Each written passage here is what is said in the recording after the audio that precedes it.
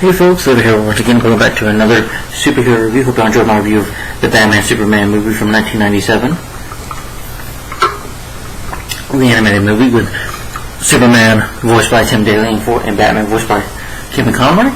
Anyway guys, I've been on the 90s era. Well, first of all, hey, my name is Levi. Welcome to my YouTube channel. Welcome.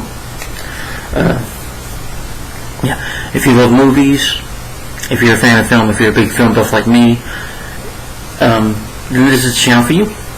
Yeah. If you like different kind of videos that I do on this channel, I appreciate it. Yeah, I do. And please share my channel. Please share my channel with your friends, family, people you know. I do appreciate it. Get the word around about me at my channel. I do appreciate the support, guys. Thank you for the 420 subs. I hope it keeps growing. I plan to keep on growing here on YouTube no matter what. I'm not going to quit. I'm going to keep on going. But if you're new to my channel, again, welcome. My name is Levi McNally. That's my name in real life, like it's my YouTube channel name. And and I've been on a superhero marathon on my YouTube channel, and I've been reviewing superhero movies from the 1990s, the 90s era of superhero movies I call it, but from films from 1990 to 1999. Today, this is the last 90s era of superhero movies. Yeah, this was probably the last film to come out in the 90s of 1999. Definitely, this film is such an underrated gem. It's a gem, I would say, if you want to call it that. But this is a really underrated movie. It flopped when it came out. Didn't deserve it. This was like way before the Avengers movies. Way before that. Or for the Justice League cartoon or the Justice League live action movies. Way before that. It is a superhero comedy film that stars Ben Stiller, Hank Azaria, William H. Macy, Greg Kinnear, Claire Forlana, Kel Mitchell, the late Paul Reubens, Gina Garofalo, Wes Studi, Jeffrey Rush, and that is Mystery Men. Yes, from 1999, superhero comedy Mystery Men. And I love this movie. This movie is so underrated in my opinion. Never really got the hate for it. It's an enjoyable film. It's a shame that it flopped. But I'll get more into the production of the movie a little bit. I know the movie is based on comic, but I'll get into the production of the film, talking about that first, how this movie came to be. In 1997, Mike Richardson, publisher of Dark Horse Comics, pitched the Mystery Men concept. So this movie is kind of like the Dark Horse Comics movie. It pitched the Mystery Men concept to producers Larry Gordon and Lloyd Levin at Universal. Now, Mystery Men was based on the Fleming character by Bob Bullin. He's best known as the creator of the comics and the Mystery Men.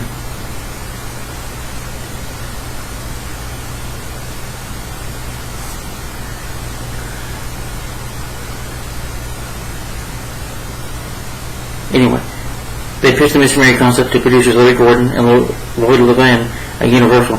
At first impression was just how relatable the characters are. Levin said, Bob Burton has a real realistic sensibility, but at the core of his work, something that's literally so identifiable. I think there's almost a childlike presence of all the characters, and they ultimately hold on to the convention with the courage and sacrifice they can become what they dream. The film was announced in mid-1997, along with a raft of the comic book adaptations, including Blade, Virus, Superman Lives, X-Men, The Fantastic Four, The Hulk, Captain America, The Submarine, Iron Man, Daredevil, and Silver Surfer, Green Hornet, and other 26 of the titles.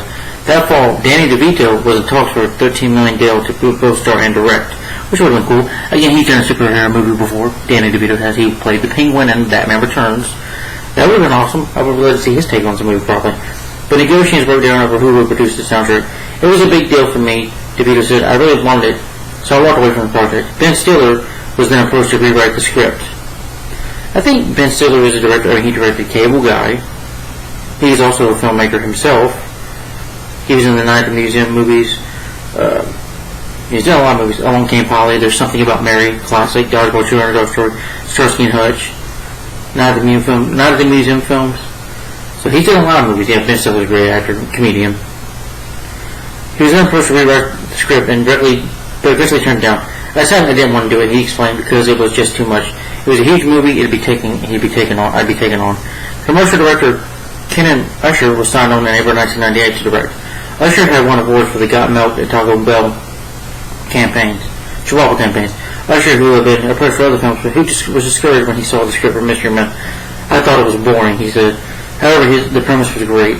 He continued most of the movies made by commercial directors are heavy on visuals and thin on content. I'm sorry, thin on content.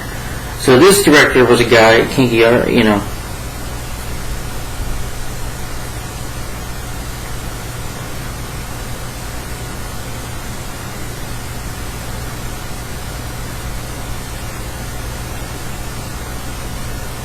I guess he didn't direct my movies. Because since the film flopped, but he did a great job directing. I think, you know, King Usher, you know, I can't say his name, but he had a hard time on set. But I think the actors gave him a few pointers and helped him out a little bit on behind the set. Which I heard this was not an easy movie for him to make because he's just directing commercials. So, you know, this movie is just being directed by a guy who made commercials. And him making a feature film, that's probably, I bet that was a tough thing to do, you know, for somebody who's never done it before. But I guess because the premise was great, he decided to go for it.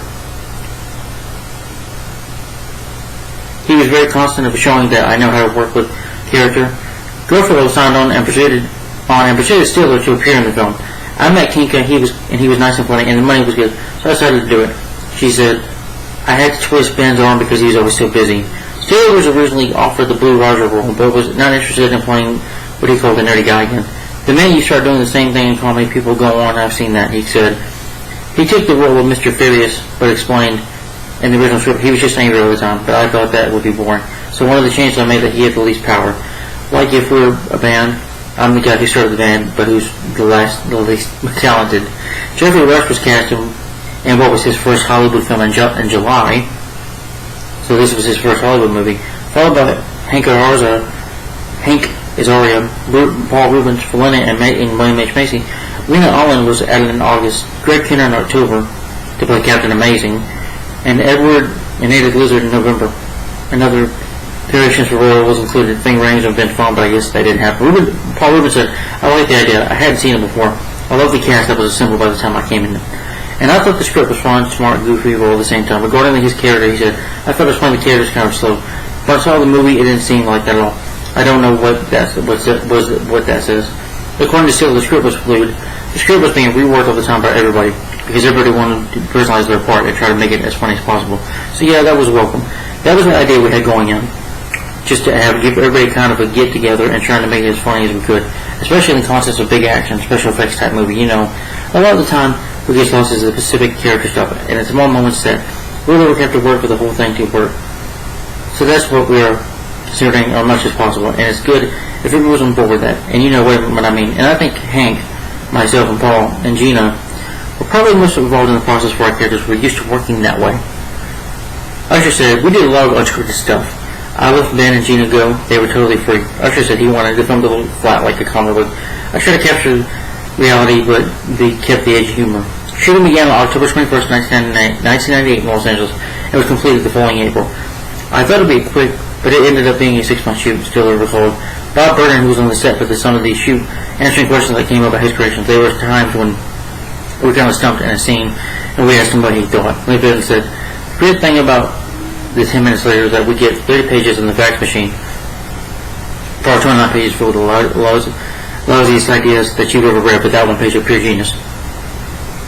The original ending was unpopular with test audience, so Usher tried a new one, what he called a big cheerish finish, you know, which was a nice ending. I forget the original, but the original ending was. The music score was composed by Stephen Warbeck.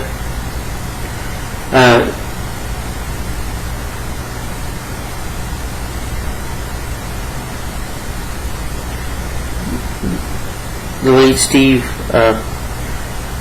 Harwell, who passed away back in September. You know that song All-Star. Hey now, it didn't just come from Shrek, it came from this movie. I think it came from also Inspector Gadget had it, but this was definitely better done used in that movie. Sorry about the quality of the video. But yeah, that was a lot better done in my opinion here. Then I think Kel Mitchell also did a soundtrack for this movie. Yeah. The movie's got 15 tracks.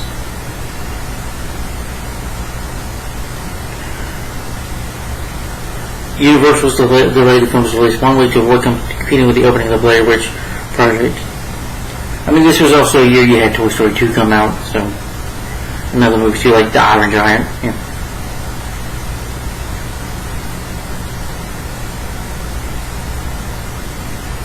I guess it got 61% Rotten Tomatoes. Yeah.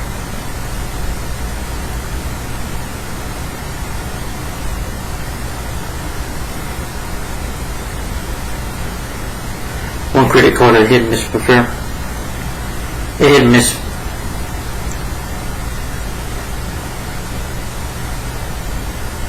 Well, Mr. Romero was not a hit during release. It had become acknowledged as a cult film. Cast members had generally expressed interest in returning to their sequels, to the roles for a sequel, while announcing the unlikelihood of such a sequel would happen because the film didn't make the flop. Gina Gruffalo kept the character skull bowling ball after filming and enjoys using it as a Halloween decoration, so that's cool. So I guess they did like doing the movie, you know. And the movie was a box office bomb. It only making a little over $33 million worldwide, and it on a $8 million budget. But for the cast, you have Ben Stiller as Roy, Mr. Fierce. Like I said, he's been in many comedies, many movies, and wrote many movies. Meet the Parents, Meet the Fuckers, Little Fuckers, which I don't like that. Hank Azaria as Jeffrey, the Blue Raja. But Ben Stiller as Roy, Mr. Fierce. He's the character, you know. When he gets angry, his strength and agility cries as he has a power to get very angry. And Hank Azaria as Jeffrey, Blue Raja. Blue Raja is the hero with super sniper vision, and he has this silverware where he can throw, you know. William H. Macy as Eddie, the shoveler, who, you know, he shovels and he'll hit you with the shovel, you know. And he's like the leader of the Greg Kinnear plays Lance Hunt, Captain Amazing. He's championed as a local superhero as well as a billionaire lawyer. Kel Mitchell as Invisible Boy. Now Hank Azaria, I do like him. I do like him in Guys of 1998. I do enjoy that movie, and I liked him in it.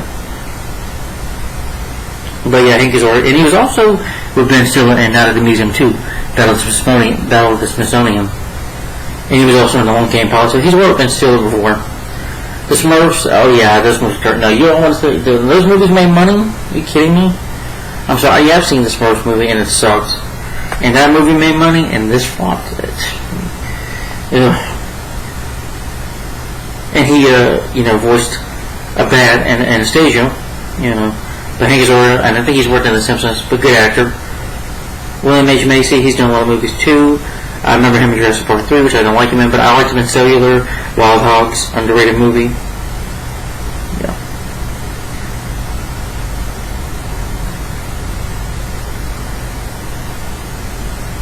He was in Air Force One, I remember him in that. Yeah. William H. Macy, good actor. Greg Kinnear, I remember him as good as it gets, which he was nominated for the award, Best Supporting Actor in that movie. Robots, I remember him in that movie, really underrated movie. You've Got Mail, I think that's with Tom Hanks. Yeah, Meg Ryan, yeah. Sorry.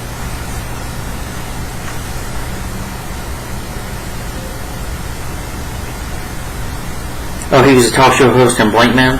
That was his film debut. Yeah, in Blank Man. I remember him in that. Beavis and Butthead Do America, he did a voice but was uncredited. We Were Soldiers, I think that's a Mel Gibson movie. Ghost Town, I remember him in that. Anchorman 2. Yeah. Kel Mitchell, I think people remember him from, because he worked with the Nickelodeon. Not to mention the whole Nickelodeon thing going on, but he was good in this movie. He was often paired with a guy named Kenan Thompson, but they did like TV shows called like All That for Nickelodeon. But he was in, I think, in Good Burger 2, which I have not seen, and The Amanda Show. But he's known for working in Nickelodeon and stuff. The late Paul Reubens as Spleen. Kel Mitchell plays Invisible Boy. He can only become invisible if nobody's looking. The late Paul Reubens plays Spleen. His characters, you know, he farts when he pulls his fingers. Late Paul Reubens, you also know him as Pee Wee Herman, and he was also in the movie Dustin Checks In. Sorry about the quality, folks. Yeah. And of course, he was in Batman Returns, a small part, but he was Penguin's father. And of course, in Gotham, he played the Penguin's dad. So,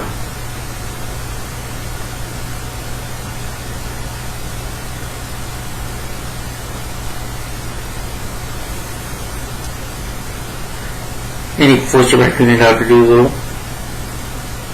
Gina Ruffalo as Carol the Bowler. She's a superhero who has psychic powers, but she has the crystal bowling ball, which you can kind of see she's got right here. That is the skeleton head of her father, who was a bowler, and she can just move the bowler and talk to her dad. With status as a mysterious superhero can use his mind to cut weapons in half, but also trains a mystery men. Oh, he was in Street Fighter. I think I remember that. Yes, that's a Van Damme movie. That one.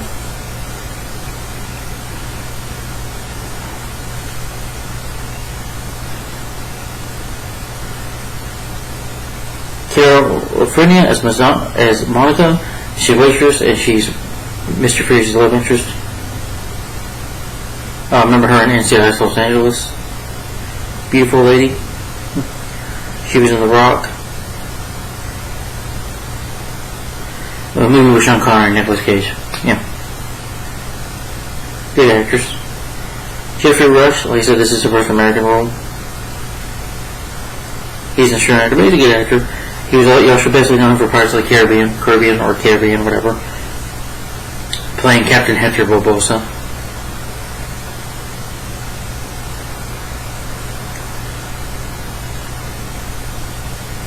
Excuse me. Lena Olin as Dr. Annabelle Leak.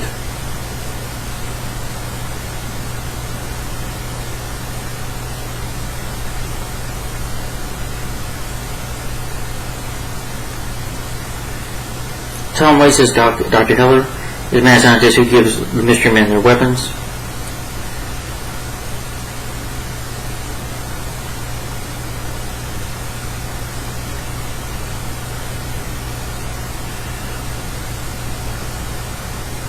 Artie Lang as Big Red, Louis Laser as Violet, Ricky Jay as Vic, Ned Bellamy as Falk. I can't understand. I'm not saying that word. Michael Bay appears as one of the frat boys in the movie. He's directed by Michael Bay, guy who directed the Transformers movies and the Bad Boys films. I think just the first two.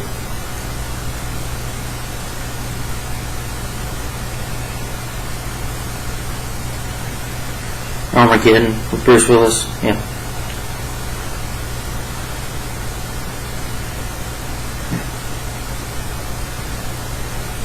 But the movie was directed by King Danny Usher. It's based on some character comics by Bob Berger. It's produced by Lawrence Gordon. It's produced other movies like 48 Hours, Predator, Die Hard 2, Predator 2, Point Break, Boogie Nights. Lloyd Levin. He's produced movies like Die Hard 2, Predator 2, The Rocketeer, and Hellboy 2, The Golden Army. Hellboy, the first movie, starring Ron Perlman and Mike Richardson.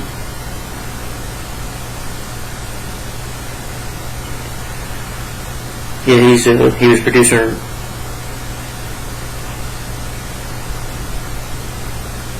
Yeah, he's worked on films like The Mask and Time Cop, because it was a Dark Horse movie. So it was Barbed Wire and Time Cop 2 and Hellboy and the sequel, Son of the Mask he worked on. And the Hellboy animated movies. Hellboy 2, R.I.P.D. Yeah.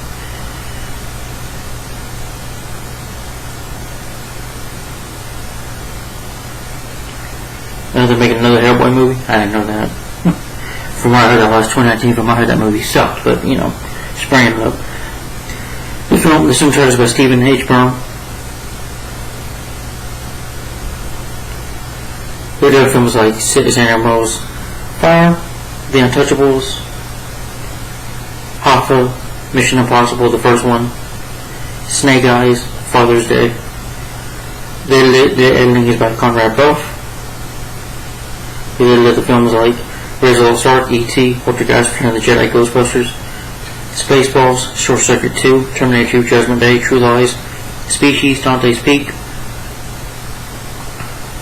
Training Day, Tears of the Sun, Rise of the Planet of the Apes, I think, music, yeah. Stephen Warbeck did the soundtrack for the movie, film scores. trying to look. I notice any other movie in there. No, I do not. Looking at the list, but I don't think I've ever seen any movies he's done. And it was released August 6, 1999. It's 120 minutes long. It's about 2 hours and 2 minutes long. Yeah. Alright, let's get into the plot and synopsis of the movie. Is that with this movie is Champion City already has a superhero named Captain Amazing, who's like the big hero in town. He's kind of like, well, I'll get into more of his character, but he's hero in town. He's like the hero, the superhero of Champion City. Then you have these wannabes, the quirky amateur heroes, which are the Mystery Men, which you start with, you know, Mr. Furious, Blue Raja, and William H. Macy here, you know, the Shoveler. Well, they're wannabes. They're basically the guys that you don't bet on. You know, they're the amateurs. They're the weaklings. They're not the heroes. They're more like the losers you wouldn't depend on. They're the guys that you wouldn't expect, you know, to save the day. You're sure the guys that would get their asses kicked. But that's the thing about Mystery Men. They're just mystery, you know. But anyway, but that doesn't. So they use the captain's capture. But Captain Amazing gets captured by his greatest enemy, that is Casanova Frankenstein, Jeffrey Rush, as a motivation to prove themselves. They want to prove themselves because they go save him. The only problem is that their strange powers, silverware hurling, bowling, shovel skills, invisibility, and deadly fortune aren't doing them any favors. And plus, Casanova has a machine that can destroy and kill everybody in Champion City. So they must, from the character, the Finks here, to teach them how to use their powers, they have to learn to work as a team, and they have to stop Casanova Frankenstein from destroying Champion City, and these Mystery Men, they have to save the day. Basically save the world, if you will. The guys that nobody bets on has to save the world. So.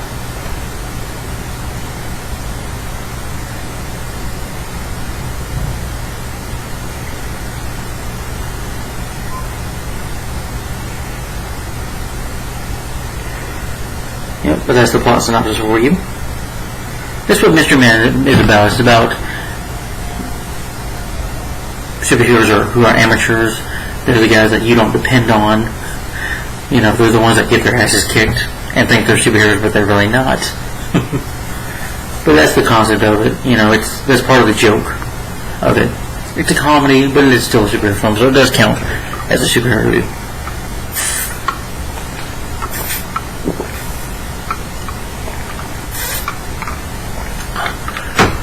Well, anyway,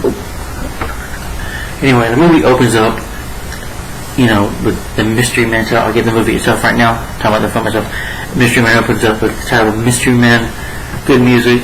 And the way Champion City looks, you see like a big statue of Captain Amazing. I love the way the city looks. The production designer, the cinematography is sweet in this movie. I love cinematography. I just love the way Champion City looks. It looks like a comic book come to life right out of the page. This movie can be bizarre and weird, but it works for Mystery Men. I think it really fits the tone of the film, in my opinion. And it just looks, the look of the movie kind of reminds me of Blade Runner a little bit. But we open it up in an old folks home, and you know, you have the old folks dance, and you have Dr. Heller who's there trying to flirt with old ladies, and the Red Laser team comes in, or whatever, they call themselves the Red Laser Bandits, whatever. And one tries to eat cake, and Blue Rose says, "Would you like to fork it?" You know, he's got this weird voice that he talks. I can't do it right. I can't try to do it, but yeah. And then you have Mr. Fierce, and you try to get the cake, and he jumps. Anytime he gets angry or tries to talk tough, he's able to, you know, back out of it, which is just part of the comedy. Then you have the Shoveler. He does a good job. He's people with the shovel, but he gets his ass kicked, and the Shoveler, you know. Blue Raja, you know, Hank Azaria throws the fork and, you know, hits William H. Macy in the butt, and he hits Ben Stiller with, you know, whacks him in the head with it by accident with a shovel. He's like, oh! And they get knocked out first. All of a sudden, Captain Amazing shows up, knocks him out, and saves the day. And it's like, yeah, Captain Amazing, you did a great job. And they're like, oh, we did good.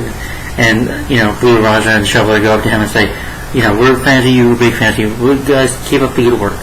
and he salutes them, and he's not saluting us, he's making fun of us. Mr. Furious looks all the negative things.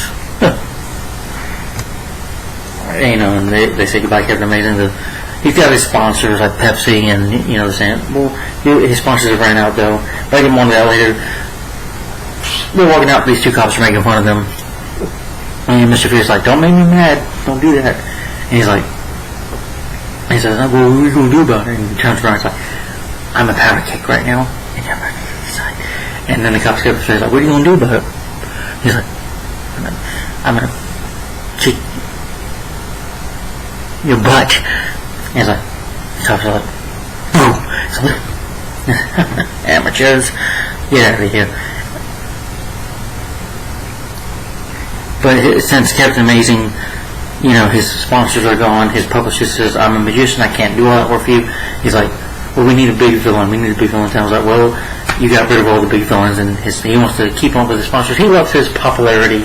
Captain Amazing, his character's like Superman because his character killed Mitchell, in a bit like Batman in a way. I mean, he has technology and gadgets, but like Bruce Wayne, he's rich. But like Clark Kent, he wears glasses, kind of like mine, to keep his identity safe. As Lance Hunt.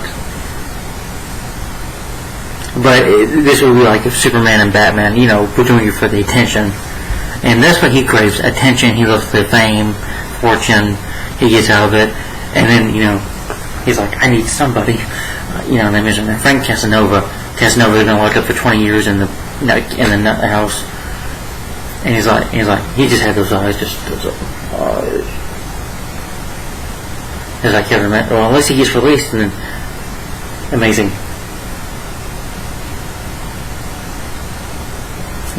Has a plan to get him released. So he uses the deal with Lance Hunt to Crowley's Casanova. You see him with long fingernails. He's got his hair Jeffrey Rush for the first time. And he's like, "My heart has been so low for this, for my forgiveness of great men," or something like that. He tries to get like a Shakespeare kind of speech. Lance Hunt walks in. He's reading this note about how he can, about him getting out. But it's really like a grocery list he's reading from. And so they say, "Okay, Captain, Casanova Frankenstein, cured." And he's like, "Hello, Champion City. Daddy's home."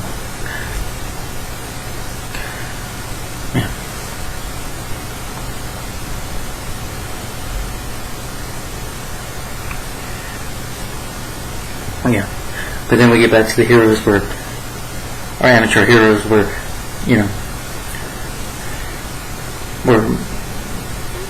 Furious and Blue Roger and Shoveler. They're all eating. They're at the diner, they eat every night. There's that girl, he likes to flirt with, the waitress that he likes, but, he's just negative toward her, which is funny. And they talk about, that Lance Hunt.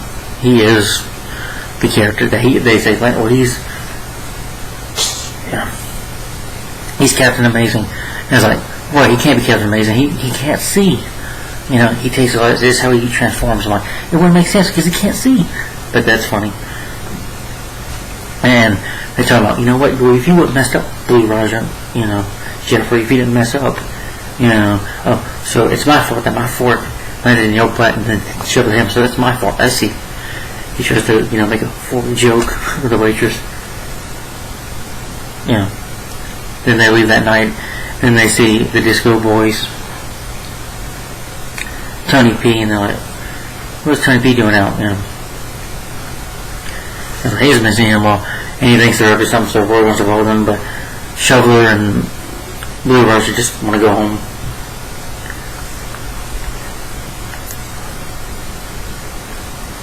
And he's like, "Fine." He says, "Well, we'll be real superheroes. I'm going to go do this, take care of this myself." So he follows them. And the first thing you see Casanova does is, see him shaving, kind of hair. And it's a weird thing, he's got this, for a bathroom sink, he's got, like a child peeing or something. It's weird, but, Tony B, talks about how much, he loves disco. And then, first time, Casanova tells him, "Tony, it's great, the disco room." He's like, "Tony, you join up with me in disco forever." and he goes up to the insane asylum, and Roy's watching, looking, and Casanova blows up the asylum.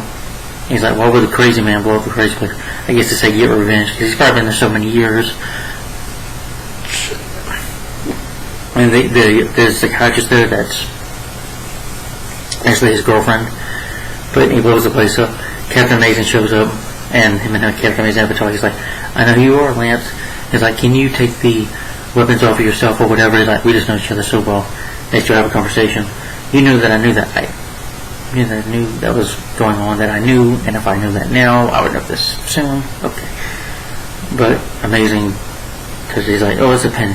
He's like, actually, there's a knockout gas, and the knockout gas goes in there and just hangs on. He's like, oh, that's how so your mind, simple mind, is passed out. And then Casanova tells him later, he's like, this simple, I'm going to kill you. He's like, now wait a minute, we can continue my sponsors, make them happy, you release me, and then you do the whole threatening the world thing, right? He's like, and Casanova just doesn't want to listen to him.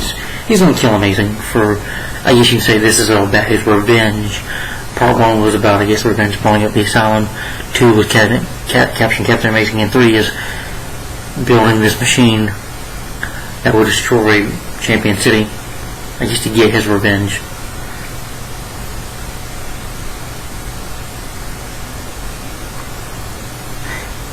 With his Doomsday device.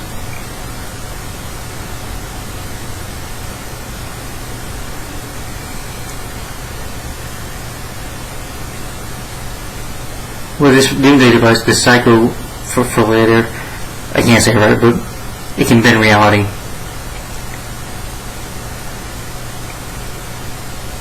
But I like it when you see Jeffrey Blue Roger's home and his mom says, Jeffrey, what are you doing? But he does that voice, that Blue Roger voice. But when his mom goes in, he's like, Mom, I told you not to come in here. With a very low voice, hey, he's ordered so brilliantly. And then he closes the door and he's like, Jeffrey,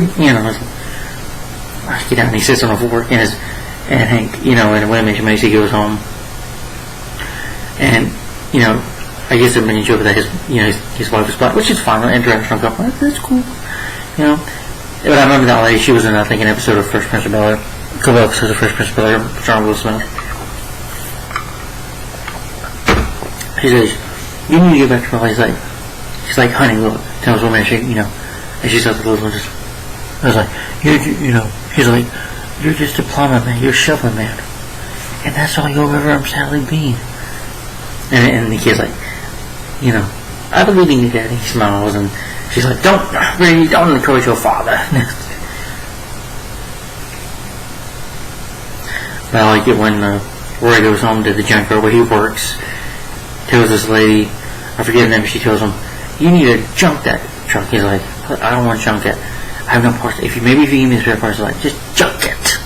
And like, I want to junk it. Maybe if we have a conversation with other people, she grabs him, makes him angry. He's like, just junk it. He's like this. If you tell me to junk it one more time, just junk it. And I was like this. He's like, I'm powder cake. I'm about to go off. He picks up this ball. He's like this.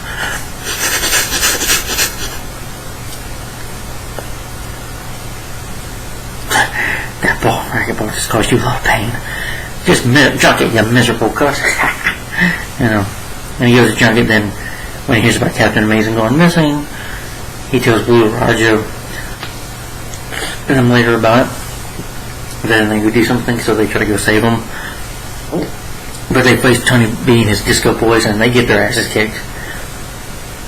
They try to make fun of them at first, but to no avail, they get their asses kicked. And they said, you know what, we need to level the playing field. Ben Stiller says, we need to recruit some superheroes. So that's what they try to do. He tries to talk to the waitress, and she's like, I don't find you threatening at all. I was like, you're very kind. I was like, well, maybe we'll go for number. She's like, I'm busy. And I was like, okay, we'll continue this little game later.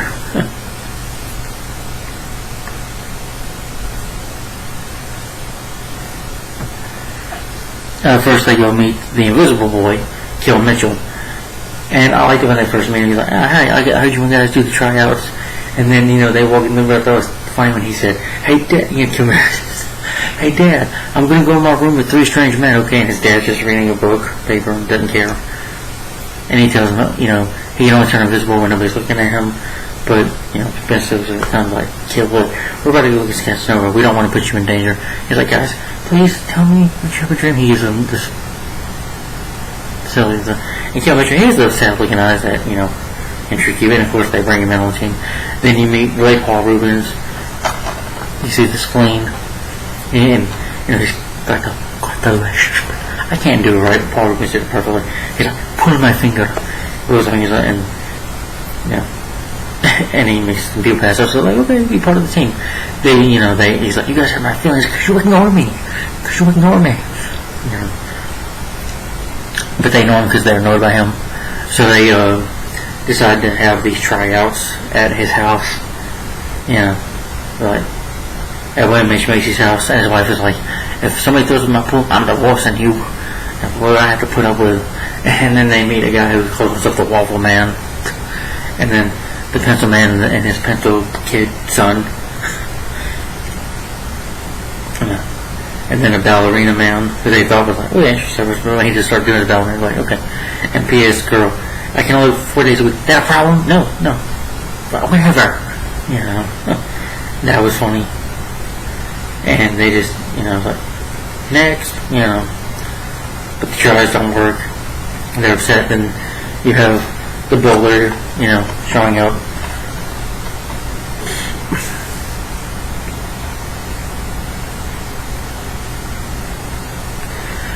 And she's like, okay, interesting, he's like, right. And so she pulls out the bowling ball, the head of her father, and rolls it around, and really good special effects for 1999. And then, she puts it back in her bag. She's like, okay, I'll take my ball and let go. And they said, no, talk to you. She tells him about, it's Carmelo, her father. And like, maybe you want some revenge. Ben Stiller says, well, you got a problem with that? No, you got a problem with that? You do. Which I thought was funny. And she doesn't shake Ben Stiller's hand, but they welcome her to the team. And she gets to join.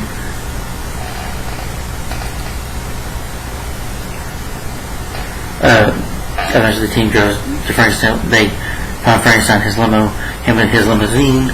They try to confront him, but he laughs at them. And he's like, I like some cheeseburger and fries. Any of you fellas want a Coke? And laughs at them. Was like, I'm going to let you this one time. Please tell us what Captain Amazing is, Shoveler says. And he'll listen. So, he gets his helmet, thanks to Kill Mitchell.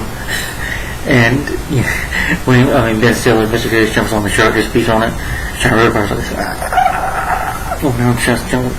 It doesn't work. The spleen farts in there. Again, I'm not used to farting. I don't like farting jokes, but Paul Rubens the farting here I thought was funny. It worked for me because Paul Rubens is very funny. Was a funny guy. He can pull it off being funny, definitely. But they can't do a sequel with it, or a legacy sequel with this, because you don't have Paul Rubens anymore. He was perfect with the character at this point. You just can't replace him, in my opinion. But anyway, that was just funny. The girl that throws it in there, saying that she has something against Tony B. They can't get it because the shoveler hits the door, so they walk down. But they get out of there. Tony B and his men, they eventually get out. They start shooting at them. And Captain, Casanova looks at his truck. He's like, really is. He's like, just laughing about it. It does manage to annoy him. They go to, celebrate. Like when Paul Rubens explains he wants to flirt with the bowler, he's like this to her. He's like, Spleen, there's no room for you over here. He's like, oh. She's like a fox, like a cat. Meow. They try to go for their victory. Tony B and his men are out there waiting for them. He's like, how about 6 dead guys on the street? That should be your new name.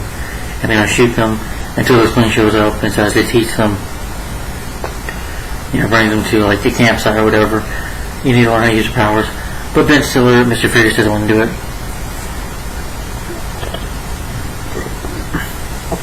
He doesn't want to be part of it. He's like, this is nothing but a waste of time. We need to kick him butt, but they have the powers. Blue Riders learns how to, like using a bullseye. Learns how to, do his cape, shoot the forks. And the shovel's like, who uses your shovel? He's like, well, use your arms and your fists, and 2, use your fists as well when you're fighting. And you know, then you have been still learning to control his, trying to teach him to control his rage, but he says something that doesn't make sense to him. He's like, why do I have a wall gun on my feet? He's like, I didn't tell you to do that. But, yeah, what was I going to say? The learning and the, you know, telling how to be a team. I don't deny my powers, I accept my powers. You know, I won't deny it, and they do group up, but Vanessa doesn't want to be a part of it. He's like, that's hugging, that's not team working. You know, he's like, we're just wasting time. You know, and they create their costumes. It's like, alright, anybody want to go with me? Keeps Kevin over, but right now, I was like, okay, fine, I'm leaving, bye-bye.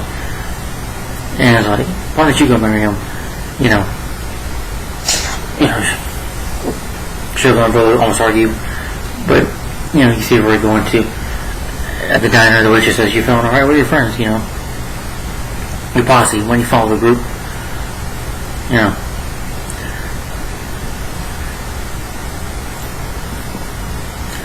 And he's like, we're posse. We're just calm, we're not posses anymore. And, you know, he takes her home. Well, not like that, but just walks her home nicely. And she says, well, maybe you can try just being different. Try just apologizing nicely. He's like, so he listens to her. He goes back there and apologizes in his own angry way of saying sorry, but he can't. You know what I'm saying? Because of his ability to get angry. That's what I'm saying. But, sorry. I shouldn't do that. I'm sorry. I forgot about it. I was like 3 years old. Sorry. Anyway, one of the powers, they try to go save Captain Amazing. They sneak into the castle along with Mr. Furious.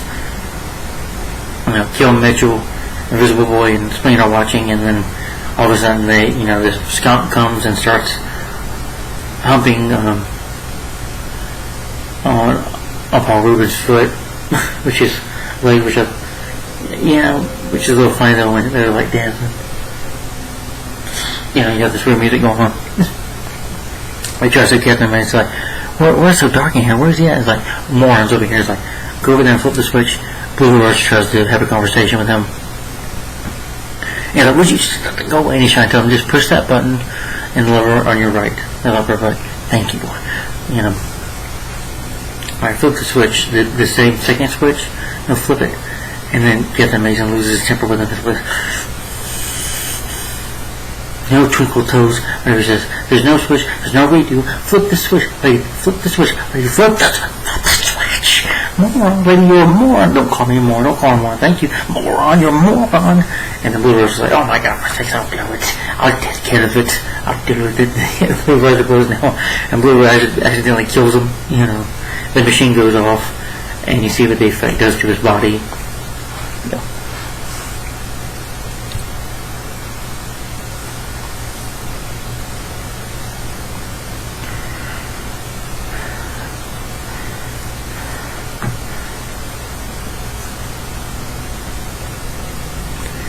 You know, they had to get out there and because nobody's throwing a party for all the guests and for all his gangs and stuff. He's like, let's rock and roll! You know, he's like, we're going to destroy Champion City. I will be taking over the city. You never join me. And, you know, Michael Bay's there, the frat boys, and he's like, once you know, Michael Bay's like, can we bring the brewskis? And then, here's a rush. He looks at him and says, of course, you can bring the brewskis. You know, and then, you know, Captain Amazing there, he's like, well, shocked. I was like, whoa, he's like, you see, I have killed Captain Amazing, and now there's nobody to stop us. But he knows something up, and it pisses Casanova off when he finds Blue Rose's fork, which he dropped by accident, picks it up, and like, what the heck? You know.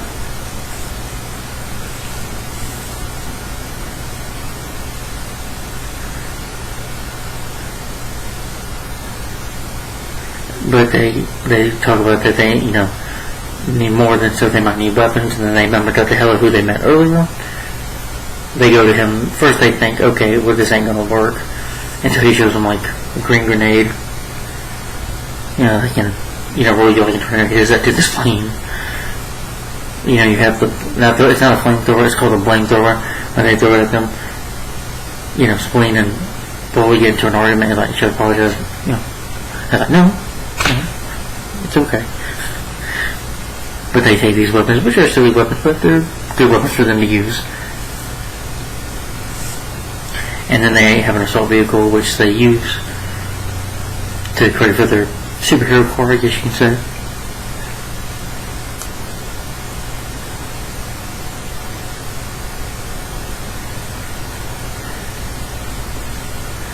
But Monica, the waitress, he goes to see again.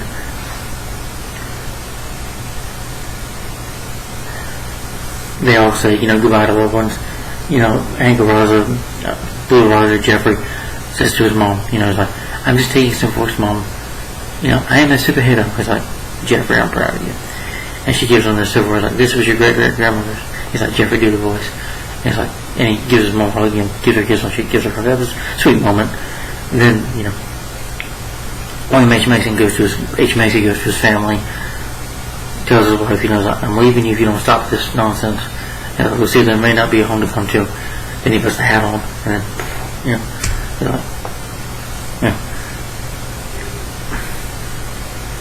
because they say, parents say goodbye to loved ones in case something bad happens, they don't come back, or if they fell.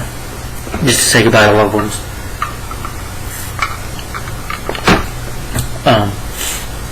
But Hank is Rory talks to Monica, and he tells her name is Rory. Tries to not tell her at first, maybe just afraid to him, but he commits to her, and she gives him a kiss, and he's like, my powers, I'm useless. So he shows her saying, I'm useless, I'm just not here anymore. And they try to say things to make him angry, like, you're the weirdest one of the team, you're useless, so you have a reason to be very angry. They're trying to get that rage out of him, but it's not working. And I like it when this plane says, you dress like a male prostitute, Eventually they use that truck, which is really cool. Kind of reminded me of Mr. Freeze's vehicle, but a little more bigger. From Batman and Mr. Freeze, and Batman and Robin too. Yes, I like Mr. Freeze's vehicle and Batman and Robin too. As if they're not trying to freeze people or kill people, they're trying to save people. Because nobody's getting to the machine, so they infiltrate his mansion, they break through.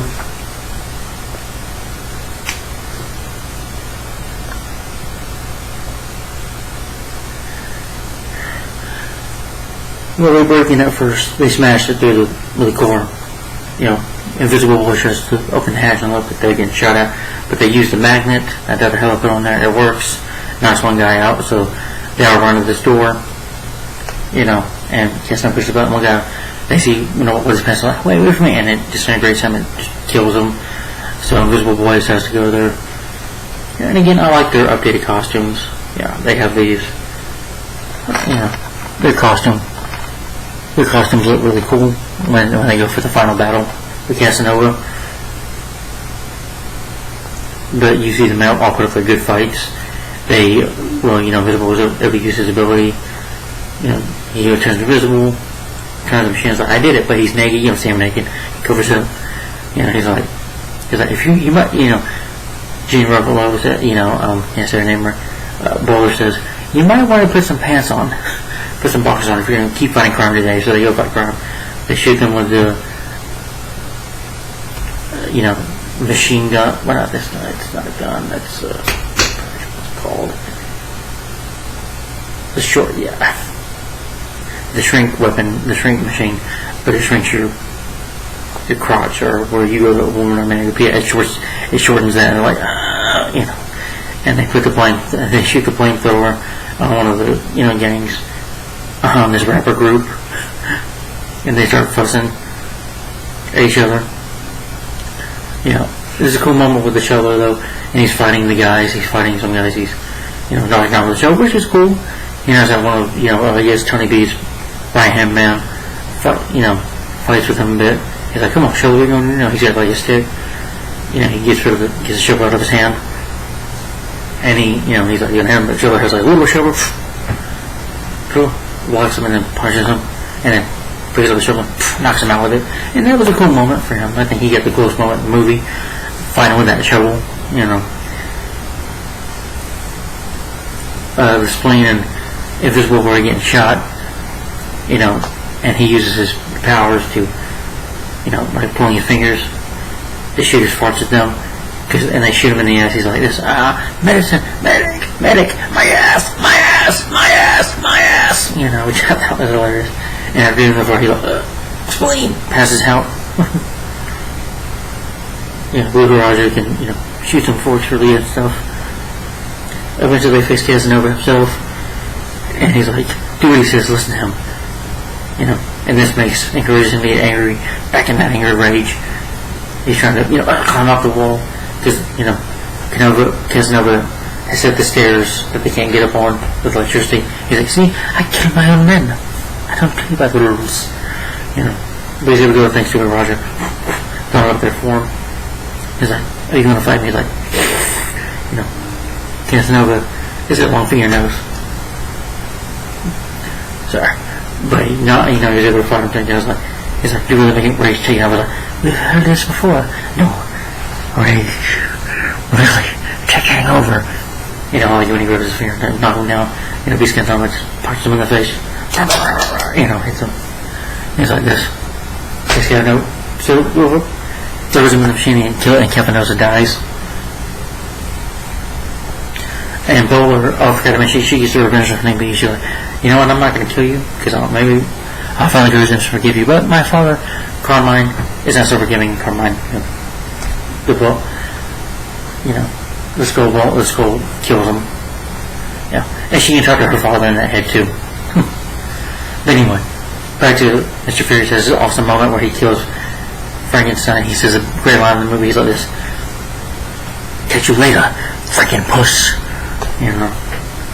Saves his girlfriend, kicks the stairs down, the side of it, and jumps down until they get out of there. And they gotta destroy the machine. So they do the group hug. And, Gina but not Gina. But when he gets close to her, she's like, Dad, you can do it, save us, please. I love you, Dad. And I love you, Father. And the bowling, her father's skull destroys the machine. They escape the mansion as the device implodes and they run out of there itself. They run it out. And the ending of the film was the team is interviewed by reporters. And they finally, my father's I'm a super pain right now. It's like, and we made it like, you know what, we want to, for the little guy out there, we want to encourage every little guy out there, you can do it, you can do what we just did there. And they saved the city, and they're homeless heroes. And the reporter says, well, whoever they are, the city owes great debt of gratitude to these mystery men. I guess they named them that. But the other argues like, explains says, what are these people like? He says something at the end, and then the movie ends with, Bowler talking to her father's skull, and he's like, we know you did, you saved the day, we're going to keep on hearing about it, you never let us die down, yes.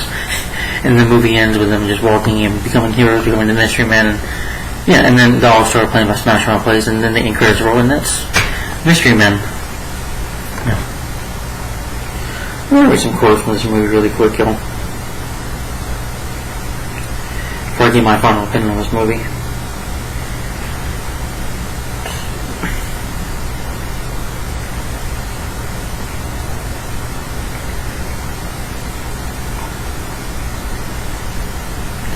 I'm invisible. Can you see me? Yes. Wow. 2 hands there, son. Maybe you should put some shorts on or something if you want to keep fighting evil today. We've got a blind date with Destiny, and it looks like she's ordered the lobster. The thing about the shoveler, he, is a good leader. They're about to want to give up, not, after Kevin Amazing dies. And he's like, this has got cholesterol on this food, and I don't want to touch it. But we should go out there and save the day. He gives a really good speech. We are number 1. Others are number 2, or Bowler. He asks you questions training. Only trains himself asking questions. What? Why am I doing this again? When you can balance a tack hammer on your head, you will head off your foes with a balanced attack. And why am I wearing the water methylene on my feet? I don't remember telling you to do that.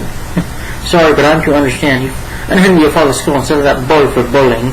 No, the guy at the pro shop did it. Okay, am I the only one who finds these things just a little bit familiar? If you want to push something down, you have to pull it up. If you want to go left, you have to go right. Your temper is very quick, my friend.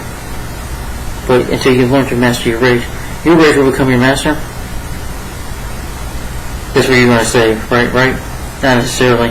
Okay, now we're going back to graduate school. That was the agreement after avenging her father's death after killing Tony B. Or after her father, this girl did it, in the bowling ball. Blue Roger, well, there's the Sphinx, of course. That's what, the Sphinx. I know this guy, big crime fighter from down south, big league hitter down there. What's his power? Well, he's terribly mysterious. That's it, that's his power, he's mysterious. Well, terribly mysterious. Plus, he can cut like gems in half with his mind. Seems there was a little conversation there regarding your father's death. Yes, the police said he fell down an elevator shaft. I've always suspected a bit of foul play there, as have I. I'm a Pandora's box, you want to know? It's Pandora. Please don't correct me, it's second to me. I'm invisible, can you see? Oh, wait. Hey, Dad. Invisible says, kill me. Hey, Dad, I'm going to my room with 3 strange men. That's just funny. If we had done Lance Hunt as a benefactor, yeah, we could spend 150. That's because Lance Hunt is Captain Amazing. Here we go. Don't start that again. Lance Hunt wears glasses. Captain Amazing doesn't wear glasses. He takes them off when he transforms. That doesn't make any sense. He would be able to see.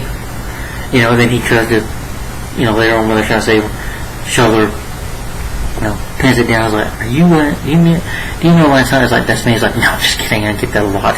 He's got that shot look on his face. Like was word right. You must lash out with every limb like the actress who plays the drums. They must have ripped the Q quit section of my dictionary, because I don't know the meaning of the word quit. Well, you're not classic heroes. We're the other guys. We're not your classic heroes. We're the other guys. When you care what is outside, what is inside cares for you. All you guys always diss me. Here's my feelings. I'm a superhero too. I have powers. Really like what? So glad you asked. Excuse me. Well, it started out when I was just 13 years of age. One day, we're walking with some friends. I accidentally cut the cheese with my awkwardness. I blamed it on an old gypsy woman who happened to be passing by. Big mistake. The gypsy woman placed a curse upon my head because I smelled it. She declared, I'll forever be who dealt it. I'd be forever who dealt it. Oh my God. What him? What do you mean we? Killing him. What do you mean I'm standing right there? You must be like your wolf pack or 6-pack.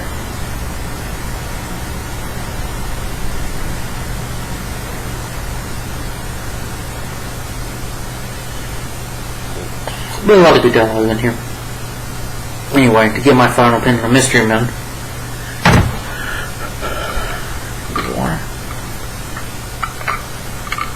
To give my final opinion on this movie. Again, I love Mystery Men. This is such an underrated movie. Very underrated. Probably one of the most underrated superhero movies ever made. It's a shame it flopped, but my guess is, with a film like this coming out, Mystery Men, people probably didn't know what Mystery Men was. Maybe at the time. Or maybe at the time, since this came out in August. Well, I think you had, oh, wait a minute, I'm thinking of another movie. But that was the year before. I was thinking about Blade, that came out the year before. So there's probably other movies coming out at the time. And maybe people saw this movie and they're like, trailer, and people were like, well, what is Mystery Men?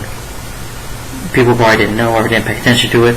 Or, maybe since you had some of those superhero movies in 1997, I did, you had Blade, but then you had Inspector Gadget, and that film was terrible.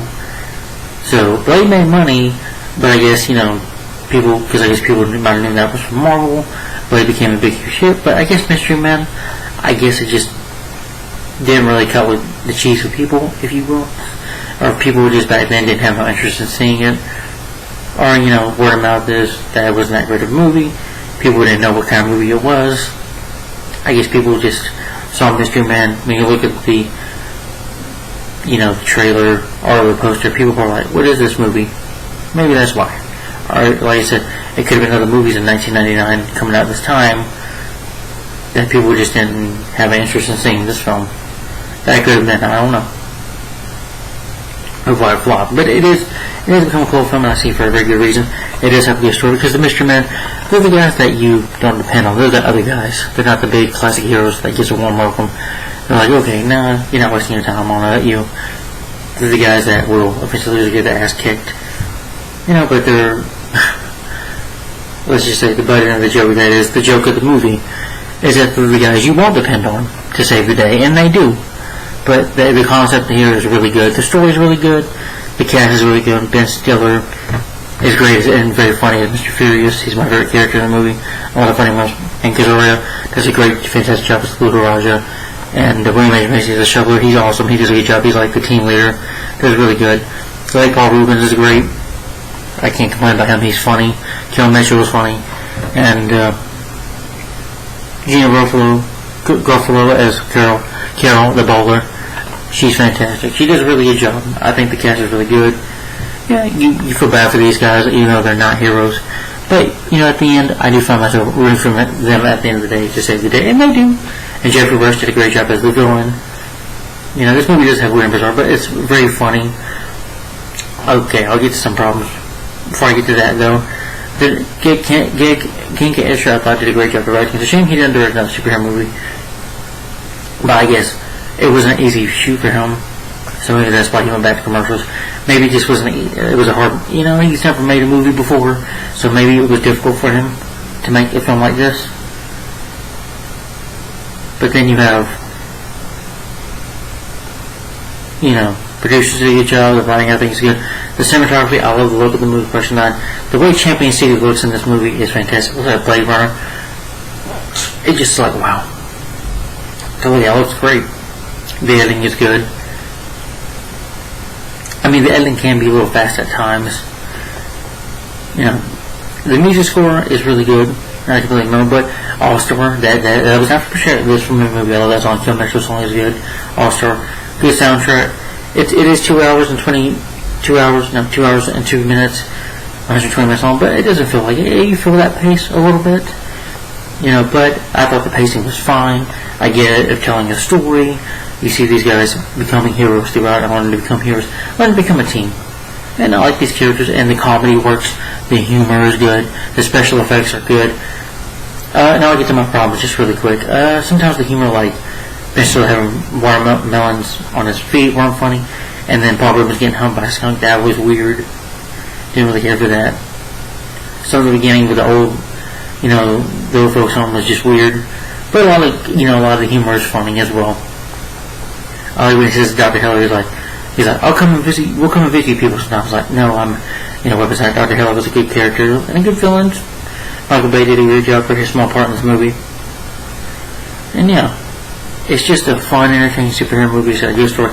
And some of the effects do look dated, but some of the effects do look really good for 1999, especially with, the psycho for the Doomsday Device machine, device that goes off. Some of the special effects do look a bit dated. Some of them do look good. Some of the effects do look a bit dated for 1999. Just those two scenes of humor don't work. So, again, there are no Avengers or Justice League, but it works. And that's the joke of the movie, is that the butt end of the joke of the movie is that they're not the guys you expect. They're amateurs. And you wouldn't expect them to save the day. That's the whole point of the movie. But it's a fun, entertaining film. I love this movie. Definitely one of my favorite superhero movies ever made. Definitely very underrated gem. Very underrated film.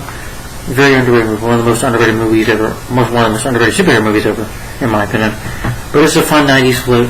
Definitely check it out. It's a shame it didn't make much money, but like I said, maybe a lot of people just saw the trailer back then, or the poster, and like, what is Mystery Man? What is this movie? What's this? Maybe people just, at the time, maybe there were other movies coming out too that people had. It just, like I said, I think in theaters, it depends on what comes out at the time, where people lean more toward with the movie. That's the way I see it. But anyway, guys, that's my final opinion on Mystery Man. So give my final opinion for Mystery Man. I love this movie. Awesome film. Definitely check it out. Definitely recommend it if you've never seen it. If you love superhero movies, especially from the 90s, definitely check out Mystery Man. And alright, am I ready for Mystery Man? I'm going to give it 4 out of 5 stars. Very good. So my 4 out of 5 stars and a thumbs up for Mystery Man. Yeah. But awesome movie. Really good film. Great movie. Underrated, such an underrated movie in my opinion. So guys, tell me in the comments down below, what do you think of Mystery Man in your opinion? Do you like it? Do you hate it? And that, guys, I hope that is the last 90s for era of superhero movies. Hope you enjoyed this 90s era of superhero movies. There were some rants in there. There'll be some rants in the 2000s too, but then there's some films like this, like I really loved. Yeah. But that was Mystery Man. Tell me in the comments down below, what do you think of this movie in your opinion? And if you've seen it. If you haven't seen it, there were spoilers in this video, so hopefully I'll put that in the description below, so don't spoil it for yourself. But that's Mystery Men, expect the unexpected with this movie. But awesome movie. And I hope you guys enjoyed the 90s era of superhero movies. Now next will be a finally quick update video. I'll be showing off a new DC animated movie I got on Blu-ray, and I'll be talking about the next 2000 era, what reviews you expect to see next.